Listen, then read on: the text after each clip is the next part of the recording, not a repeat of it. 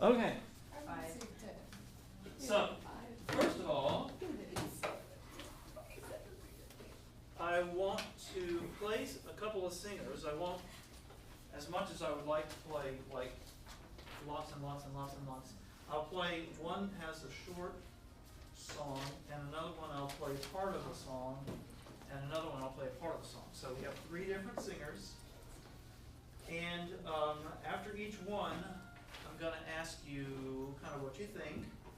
So, you know, be listening, especially since you're not like their voice teacher and you can't sit there and vocalize them or anything, but just listening to their range and the timbre of their voice and maybe your perception of the size of their voice.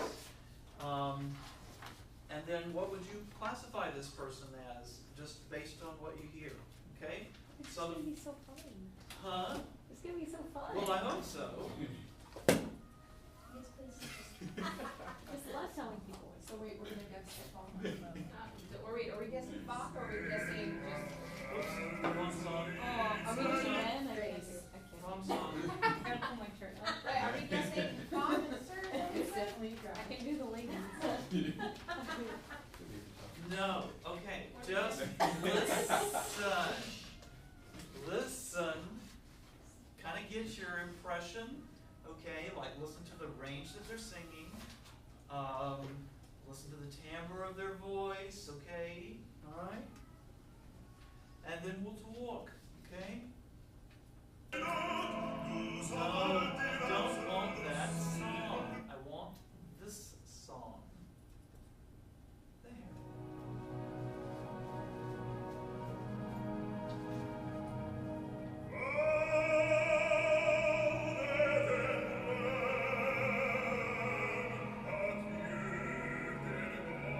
Sing it in Swedish, okay?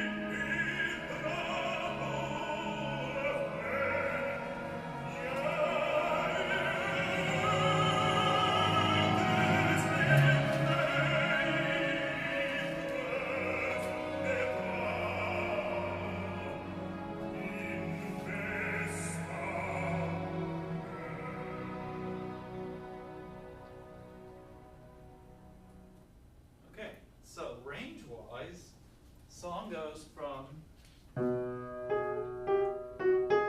so B2 to G sharp 4. So that's the range we're listening to. What about the timbre of his voice? Dark, rich timbre, okay? Where would you, what about the size of his voice, at least what you could tell? Sounds like a pretty big voice. Yeah, I think so too. Yeah, I've never heard him in person, but it sounds like a pretty big voice. Especially considering the texture of the orchestra. Yeah, it's Sibelius, so that's a pretty thick orchestra underneath. And this is one piece of chalk? How they thwart me. Yeah. This is Jorma Heinonen. Okay, he's a high lyric baritone. I was gonna say baritone. baritone. So how would a Helden tenor sound different? You know, I have a recording of Ben Hepner singing the same song. Yeah. He would have a rich sound, but a more brilliant, Okay. kind of a more brilliant quality to it. It would still be rich, but it would be a little more brilliant and pingy. Okay. And I mean, I've heard Ben sing this very song in person, and it's the big sound, it's the rich sound, but it's a bright yet rich sound, if that makes any Okay. sense. So we call him a high lyric baritone? He's a high lyric baritone. He sung I Eisenstein. thought there was more different, more warmth than that. Yeah, he It's sings. not, cause it says like sweet voice, doesn't need a thrust. Yeah, he sings Eisenstein. Or he did. He sang Eisenstein in Fledermaus, which is, I mean, you got to sing lots of A's. It's written in treble clef. It's not written in bass clef.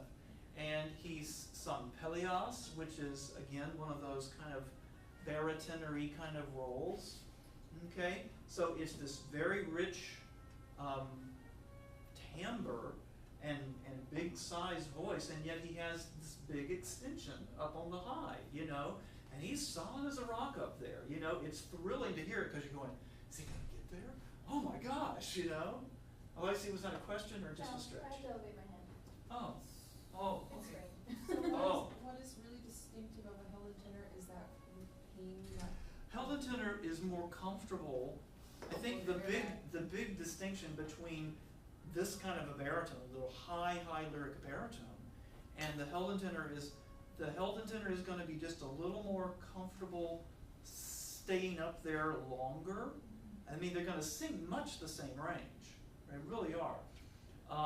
Helden tenor is going to be more comfortable to stay up there for a longer period of time, and probably a little more, you know, he's probably got a little more excess for the very top. okay. Yeah, but yeah, I mean, it's going to be a rich sound. If you want to listen to Helden tenors, I mean, probably the three I could rattle off for you. The classic one is Lauritz Melchior. Lauritz Melchior. You've ever heard of Kirsten Flogstad? Melchior was the tenor who sang with her for 15 years at the Met. And I mean, Kirsten Flogstad probably had the biggest voice of the last century. And Melchior could keep up with her pretty darn well. And his voice was brilliant and yet rich. Another one, of course, Hepner has sung the Wagner roles. Although some would say, well, you know, he sang them very well, you know, so let's not quibble. Johann Botha is the guy doing a lot of those Wagner roles nowadays. Does it matter where you're singing Wagner, whether or not you're Wagnerian traditionally? Because if you're singing Wagner and Bayreuth, That's that pretty much different? like, it's like, well, you must have made it. If you're singing Wagner and Bayreuth, yeah. I mean, that's pretty much, yeah, that's his theater. and that's designed especially It for was his music, designed so you for wouldn't his have to have the same Yeah. kind of This is crazy weight. this is a good point that Melissa's making, okay, is Wagner's theater that he had built at Bayreuth, the orchestra is really quite underneath. And it has like the this stage. shell over it that makes Uh-huh. go. Yeah, and, you know, it's a very interesting opera house, and if you look at the Met, I mean, the orchestra, the brass and so on, they're underneath a bit, you know? I mean, and that pit is pretty darn wide, too.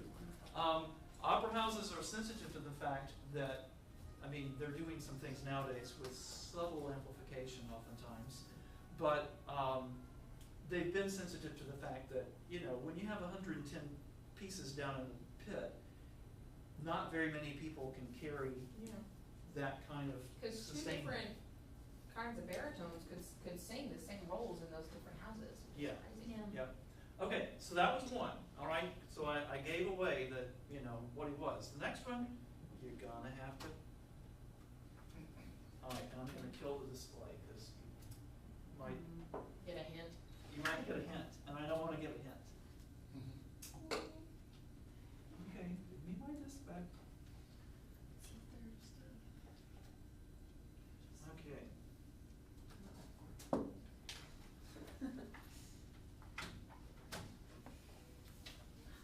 Alexia, thank you for. Okay.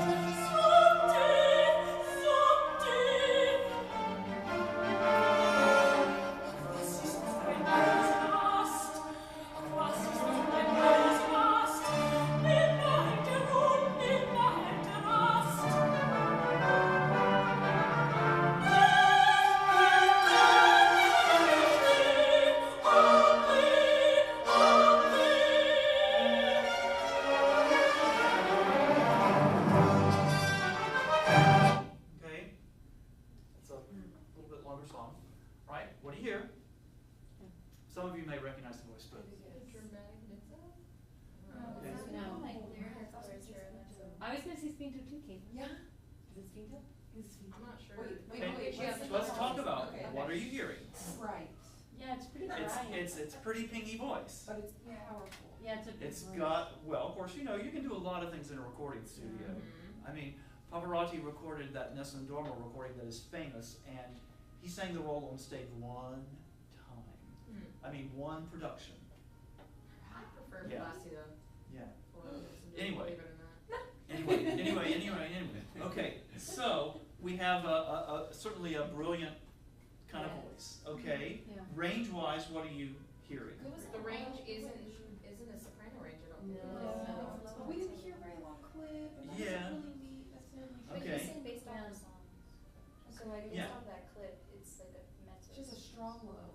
Mhm. Yeah, it's a Her pretty lowers, full her voice lows too. sounded like her middle, Mhm. Like, Ooh. so, Oh, okay. because it wasn't, she wasn't like, oh, this is Right. low, it was, Right. this is, This is what I got. Yeah. This is what I got. Okay, so based on what you heard, would you say a mezzo of some kind? Is that what Yes. we're kind of thinking? Yeah, this is Federica von Stade. And this is the third of the Wayfarer songs by Mahler. This is the,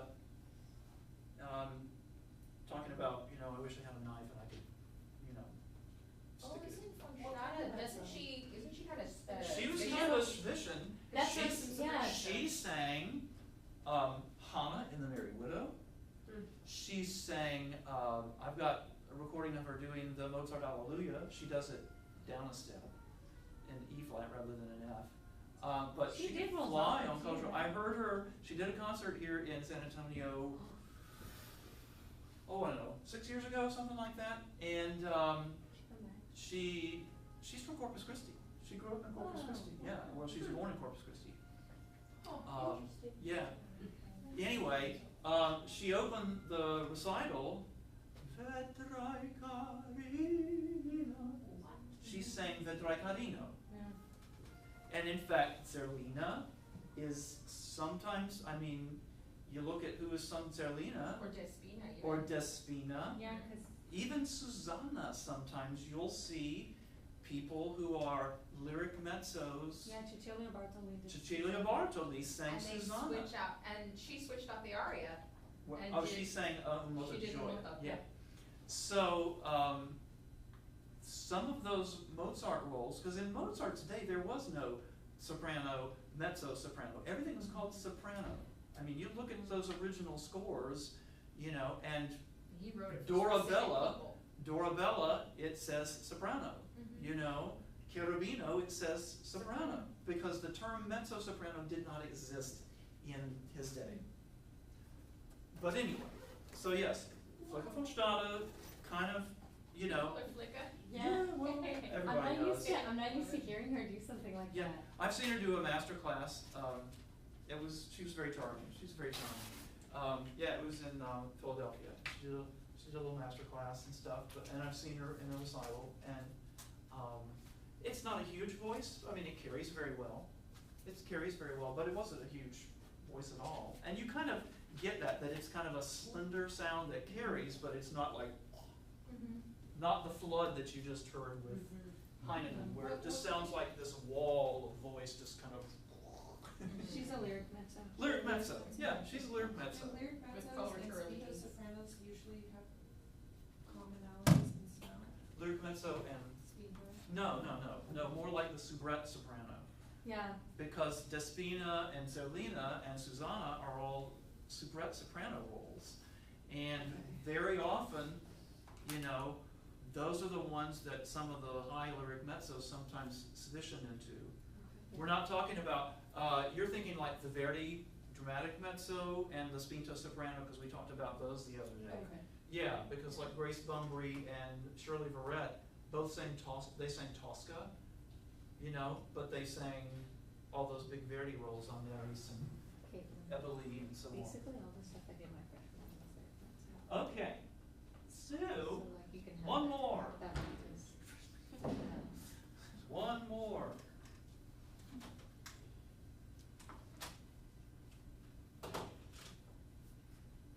I'm just saying, I won't say anything. The singer is going to be singing Nacht und Träume by Schubert.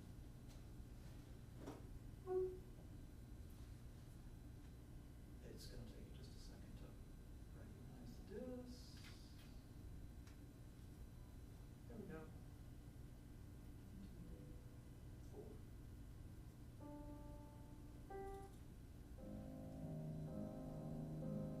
You guys know this song? Fantastic song.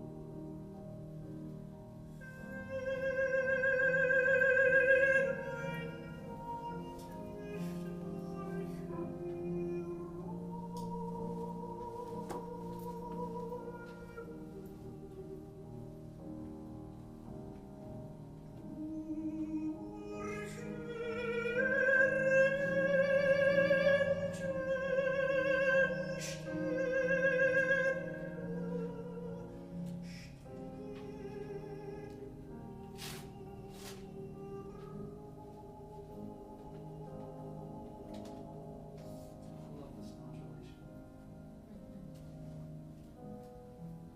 Okay, I just had to hear that. Schubert dropping to the submedium. That's so Schubert. Nacht und Träume by Schubert. All right.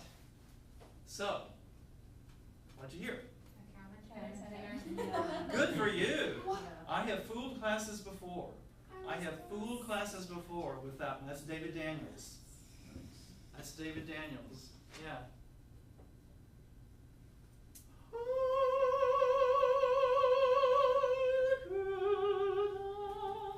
Yeah. I mean, it's a highly cultivated use of falsetto. And it's using what they would call the reinforced falsetto, where you're using as the best deduction you could manage in falsetto. Okay? Gorgeous. Oh yeah, it's a gorgeous, gorgeous voice. And he uses it so very, very skillfully. And of course he's sung primarily Baroque things in opera. He does Baroque music because that's, a lot of those things were written for castrati, and those typically are the roles that we find countertenors doing now. Marilyn Horne, of course, sang all those roles, and so did Janet Baker. But yeah, interesting thing about David Daniels, he was a tenor. And he was studying at Michigan with George Shirley and struggling, according to what George told me. And he said that one day he kind of came in and he said, "Let me show you something I've been playing around with in the practice room." And he sang, and George was like, "Let's keep doing that." You know? And I mean, you know, then he became the lead countertenor in the world. I mean, he and Beijing Mehta probably, and Brian Asawa, who recently passed away. Those three guys, by far, the cream of the crop of countertenors worldwide. What are a few other tenor skills? Being able to sing, yeah. There are Stephen Rickards, who I went to Florida State with, has had a very nice career, also doing Baroque music. And Benjamin Britten wrote Oberon, the role of Oberon in Midsummer Night's Dream is countertenor. In fact, we did Midsummer Night's Dream at Florida State, and Stephen sang it. He's had a very nice career. One of the best places for really good countertenors to work is in groups like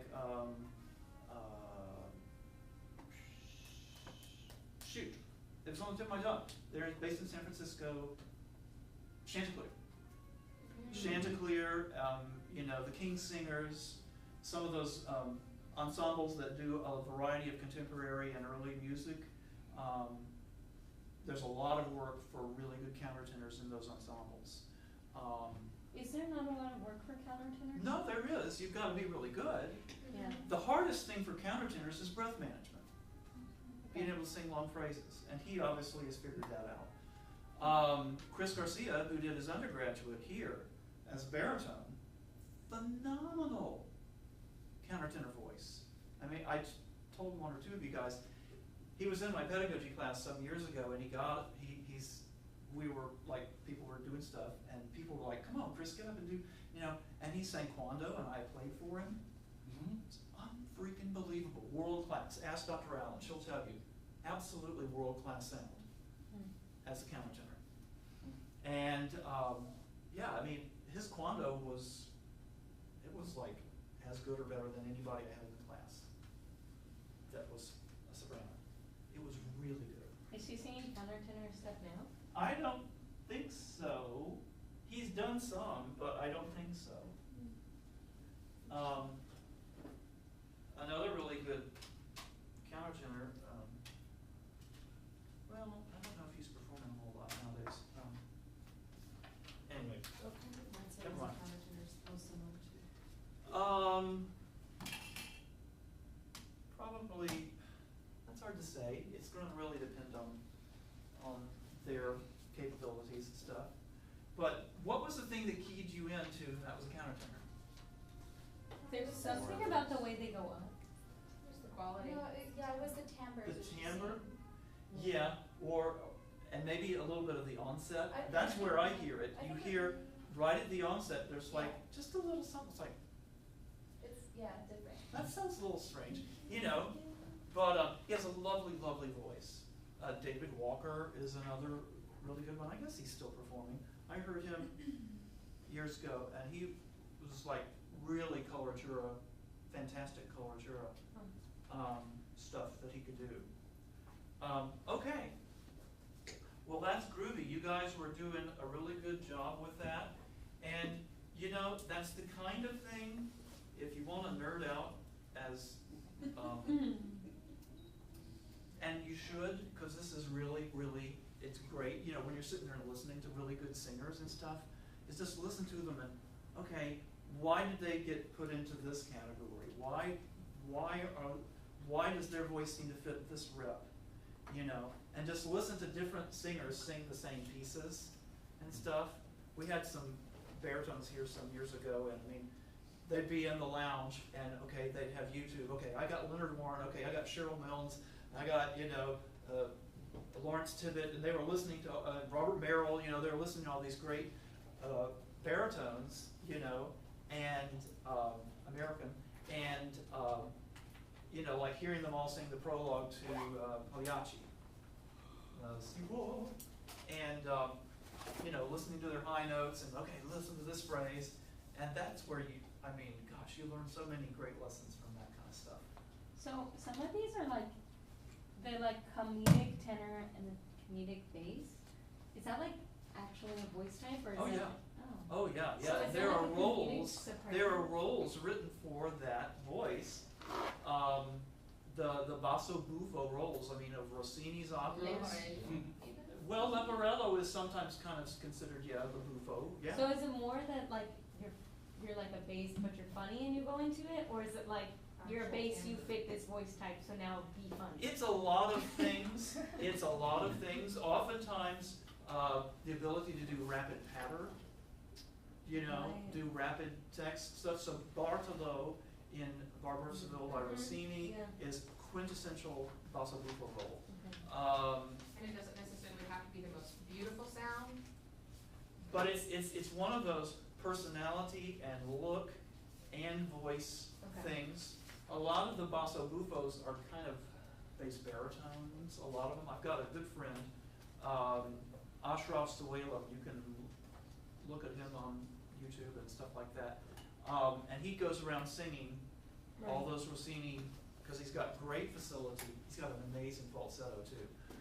He came out in drag on one of his master's recitals and did like the old Mother Hubbard thing in falsetto, and it was amazing. So is there like a character soprano or like character? Yes. Oh, yeah. That's the soubrette. Yeah, the soubrette. That's The what I thought. soubrette. And so like the comic tenor, think of like Monostatos in Magic Flute, or you know, in I Pagliacci you have, you know, Canio, who's the guy who sings Vesti la Giuba, but then the guy who sings O Colombina, Mhm. Beppe, is kind of the comic character tenor voice. Goro in Butterfly Yeah. is kind of the comic character tenor voice. What's the comic for mezzo? Is that lyric? It would probably be one of the light lyric kind of mezzo. Interesting. But there's less of those and more of the bass and the tenor, really. Yeah. You know, yeah. I just thought it was interesting that there's no classification for Yeah. neither women, but I know there's roles for that. So, why on earth do we classify voices? Pourquoi, perché? No, especially now knowing that Mozart didn't. What the heck are we doing? Well, Well, If you can't assign like Puccini to a like a tiny voice basically, so it's like really good to know like what kind of a voice you have to fit the role, because you can really hurt yourself if you don't know. well, right, and you've got to have somebody who is going to fit the part, given the music. Okay, so there's things with stage productions that we have to consider. Well, what about solo songs and things like that? Why do we have to kind of categorize people a solo song? Don't we usually just do solo songs and like high voice and low voice? Yeah. Like separate books like that? So we're having to do that because we're trying to find the right key that's Yeah. going to fit that person. And sometimes you have to struggle, you know, and get on sheet music online and, oh, great, I can raise this a half a step, or you write it out. I walked by Alejandro, and he was talking to somebody just a little while ago about, you know, he had just gotten a song, and I'm going to have to transpose it because I made that you one. can't find it in the key that's best for you sometimes. Yeah, Alejandro has me scan his music, and you can put stuff from Finale and just like hit a transpose button. Yeah. know. Well, yeah, that's the ideal situation is, but you have to, Yeah. if you've got MIDI capability on your keyboard, then you have someone or you play it, you know, Yeah. very carefully, and then you can transpose it wherever you need it. But also for like picking songs, aren't some people are better at legato singing, and some people are better at like melismas and. Yeah, parts. oh, So I yeah. guess you pick around that. Yes, so you absolutely your voice need to be type. thinking of the capabilities of the singer Yeah. when you're selecting repertoire. Also, think about choirs, right? You've Yeah. got to be able to say, okay, this one is a first tenor, this one's a second tenor, when they've got the VC and things like that. Yep, so, bing, we just talked about those things. So, you've got to design, you've got to be thinking about stage productions. What does the role call for? Also thinking about, it's on Blackboard. It's on Blackboard, it's there, okay? But take whatever notes you want. Solos and oratorios and cantatas, you know? Again, if you think about it, like Handel's Messiah, the person who's going to sing Come Unto Him, that kind of a voice, also being able to sing Rejoice, you know, Rejoice is more for the kind of lyric color soprano kind of thing, or, you know, the Renee Fleming kind of Kiri Te Kanawa kind of lyric soprano who can also run really well, do lots of runs. So, you know, you think of those kind of things when you're looking at oratorios, finding the right key for an art song, putting people in, spell check doesn't like that. Sorry, it's Italian. Placement in choral sections. And so now let's ask ourselves, well, what's similar between these two reasons, the solo and the choral, and then what's different? So you're not really looking at timbre and choir. One has Oh, you might be. one has the support of other people, the other one absolutely does not. Well, but even in opera rolls and things, you've got to sing ensembles. Mm-hmm. I think it's like is it the tessitura of the two? Some, yeah, you know, choral parts, like, I mean, I could never sing first tenor in choirs because it was just like bang, bang, bang, bang, bang, bang, E, F, E, F, E, F, E, F. You know, I had to sing falsetto if I stayed there forever. Mm-hmm. I often sang second tenor in choir because I had more sound than most of the guys in the choir. And I couldn't stay there. If I was here, I was like, really loud, or okay, I can fit into the ensemble a little better here. And some of you with bigger soprano voices, does he have you on first or have you on second?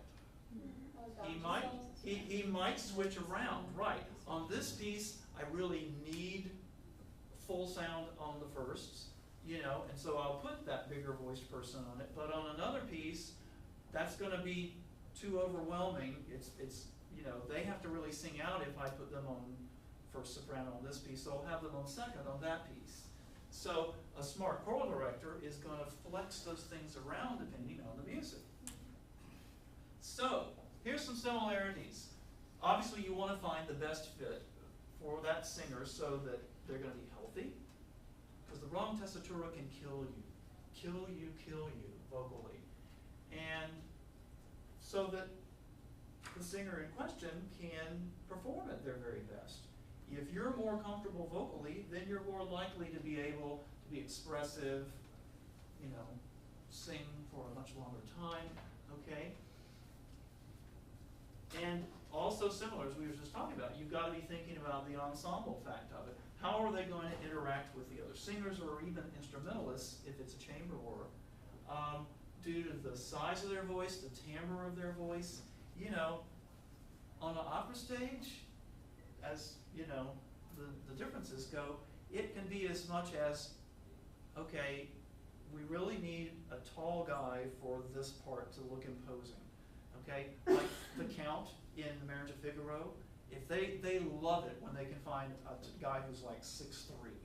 So then he's towering over Susanna and Cherubino, because you know, soubrettes and light lyric mezzos often are a little more petite, you know, and they want to find that guy who is like this much, you know, like, yeah, who is like a head or more over them, so that his power as a character is also reflected in his physical size difference with the people who are his subjects, basically.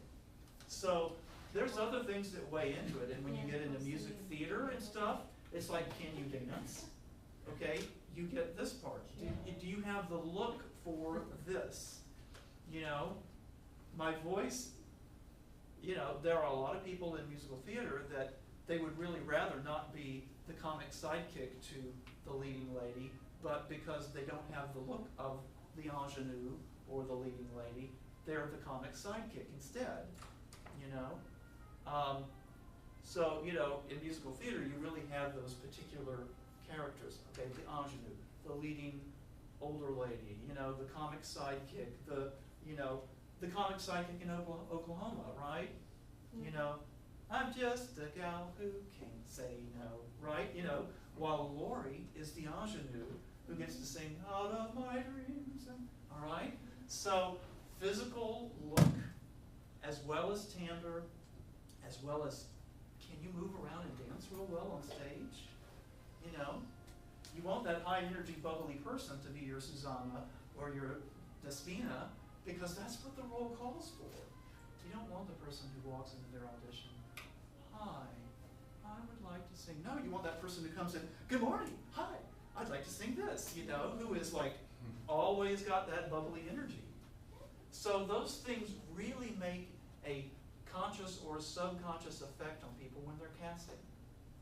You know, it's a very subtle thing, and as a teacher then, when you're guiding singers, you need to really be watching that person's personality, because especially if you're teaching people at like the master's level and stuff who are interested in a career, you really need to be able to say, you know, this one rather than that one, in terms of looking at which path to follow.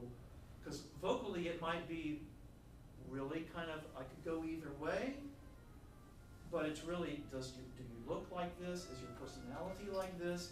Are you capable of doing the very special things that some of those roles call for? You can Do you also have a comic compare yourself to the weight of others, like, Yes. like voice-wise, just because if you are the lightest person in that FOP, they're probably gonna hire somebody who's a bigger voice within that FOP.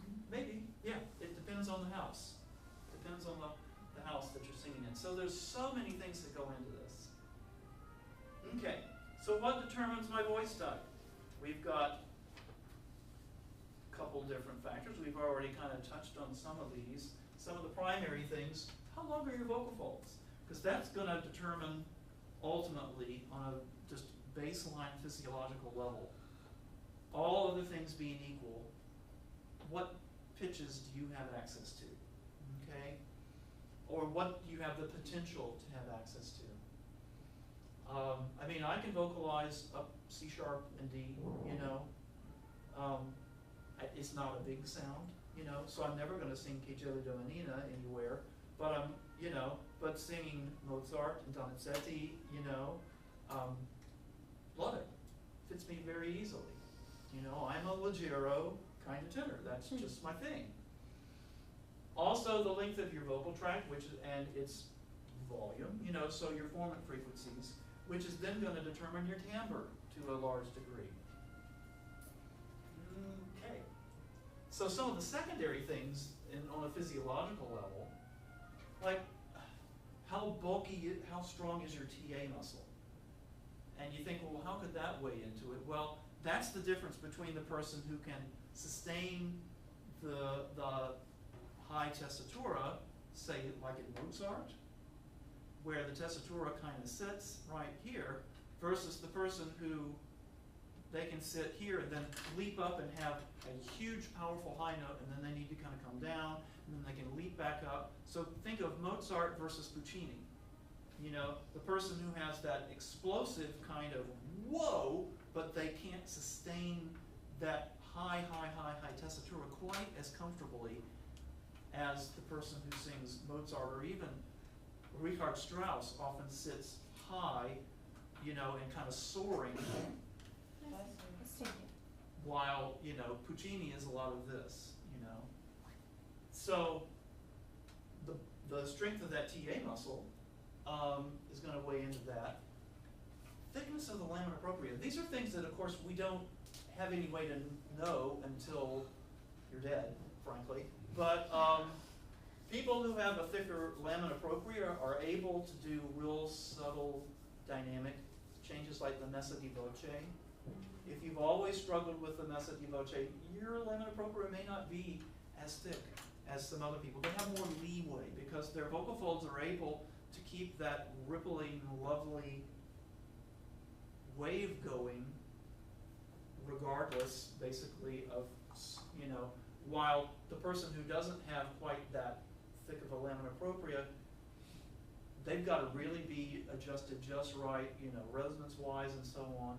These people, we hate because, you know, they're the ones that it's like, they can do those things dynamically that the rest of us, how do you do that, you know? And it's like, well, wait a minute, you don't seem to need to modify as much as I do right there, you know, those kind of people.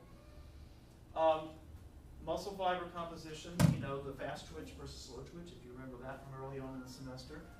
The fast twitch person, there's still a lot of research to be done on this, but again, this may be more of your Puccini kind of voice that's able to go boom, you know, every once in a while, but doesn't sustain the high tessitura as well. And then your extrinsic muscles, the ones that keep your larynx stable rather than it boinging all around. Because being able to sing a sustained tessitura, you don't want your larynx bobbing up and down all the time. You want it to stay stable. And that doesn't come when you're 18.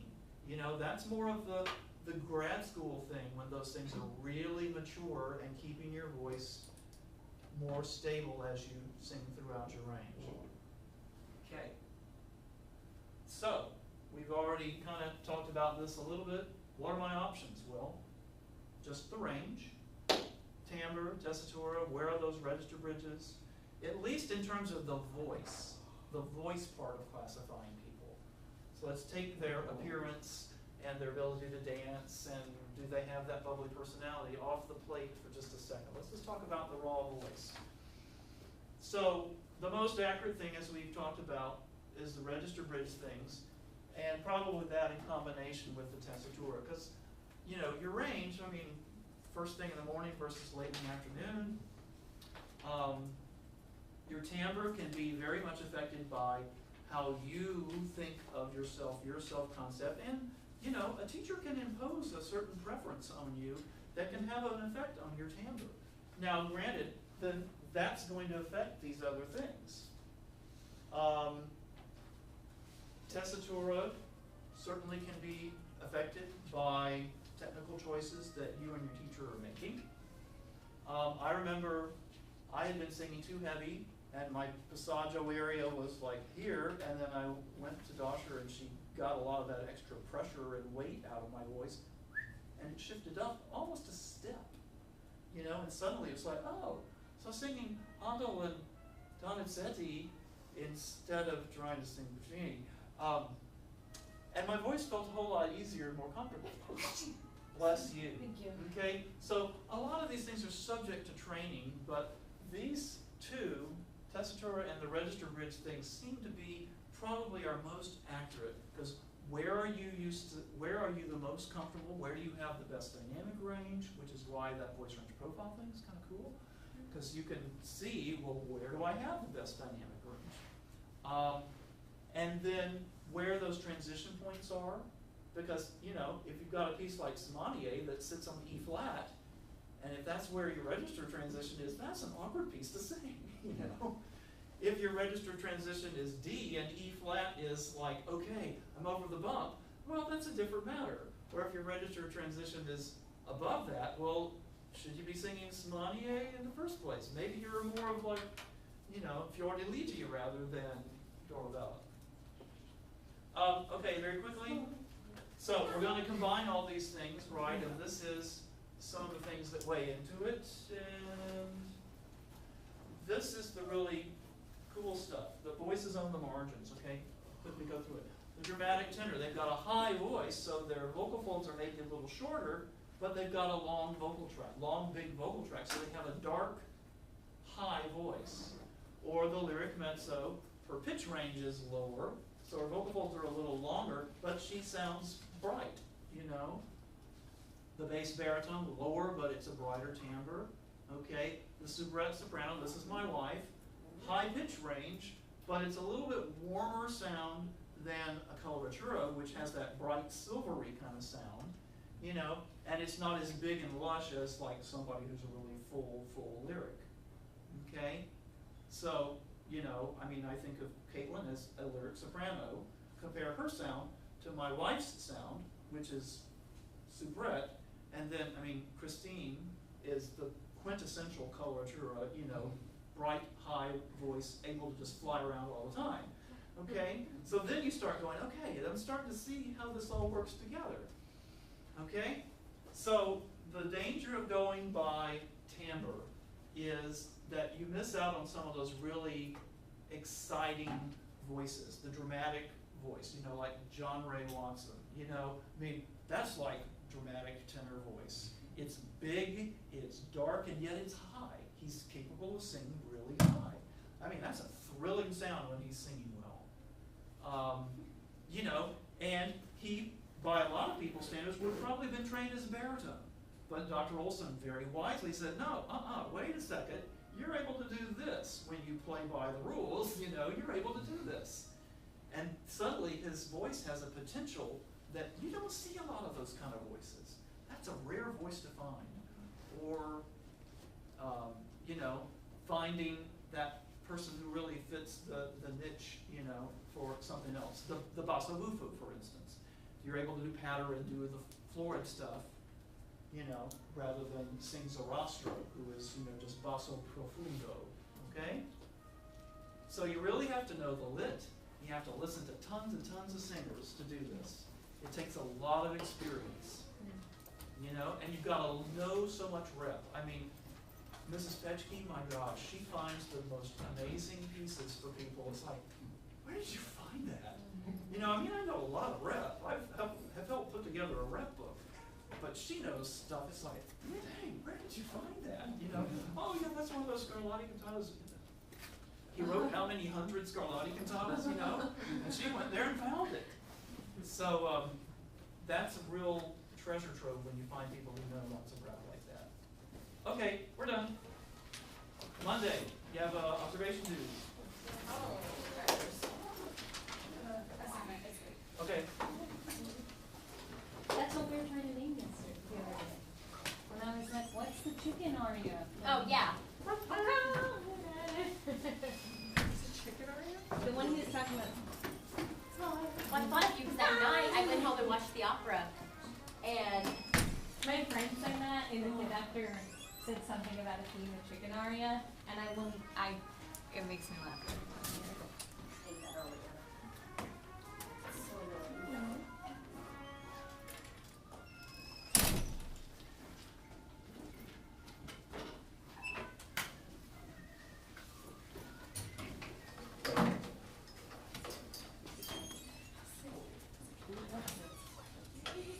Well, it's hard to do. Yeah. Well, I could see that you were constricting this way and that way, you know, in response to whatever's going on there. Yeah. I mean, I can see some redness definitely on your rhythmic cartilages and so on. So they put you on like proton pumpiteurs, like Nexium or one of those kind of things, or.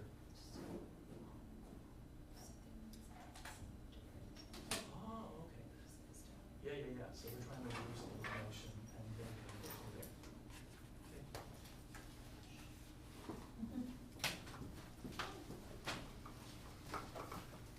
Yawn.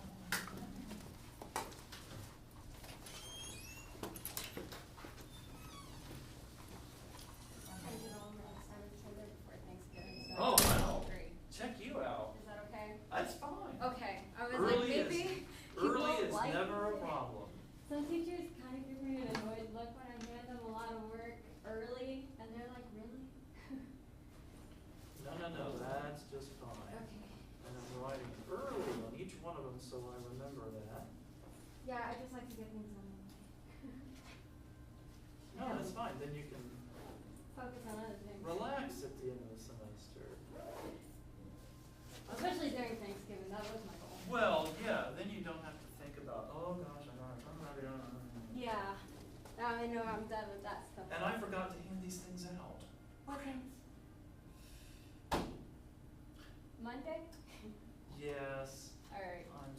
I forgot. It's, alright, I'll see you on Monday. Bye. Bye-bye.